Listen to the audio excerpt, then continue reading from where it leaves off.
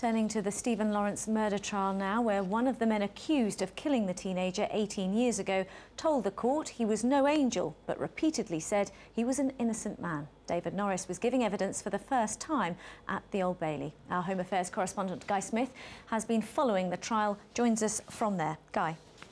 Yes, Liz. Well, earlier this week we heard from his co-defendant Gary Dobson. Today we heard from David Norris, who said he was 16 at the time of the murder back in April 1993. He said he was an innocent man, although he couldn't remember exactly what he was doing that night. He also said that none of the clothes seized by police from his parents' home in Chislehurst were his, and that is significant because at the heart of the case against him is new forensic evidence which suggests that two tiny hairs and some fibres from Stephen Lawrence were found on some jeans and a blue sweatshirt found in his bedroom. Now, the jury heard also or saw earlier this week a shocking video secretly filmed by police 18 months after the murder, and both defendants are seen to be using, or heard to be using, both racist and violent language. Now, today Norris said that he was an angry young man then, and that he was immature, and that all he wanted to be was a big shot.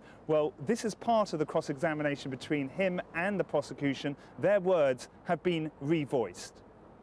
You were the sort of person who had been out with his mates, the same mates as on the tape, and came across two black youths on the edge of the estate where they all lived. First, you would be likely to address them as which is what happened. Secondly, your hatred of black people would have been quite enough for you to have attacked them, and one of your mates was packing a knife? Not at all, sir.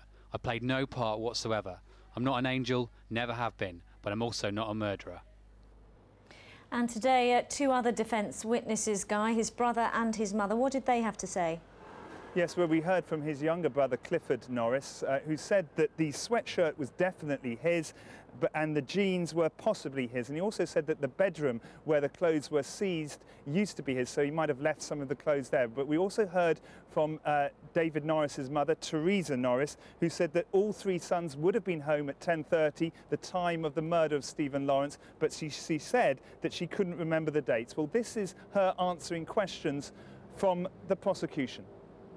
This is a recent invention. You have not purported to give your son an alibi in this case until today.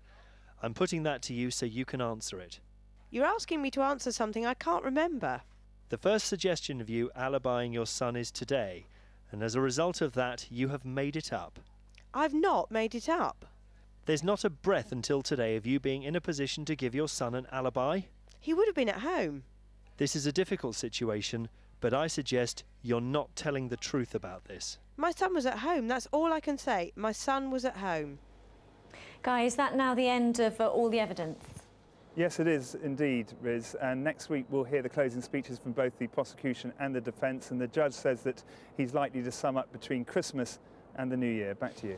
Guy, from the Old Bailey, thank you.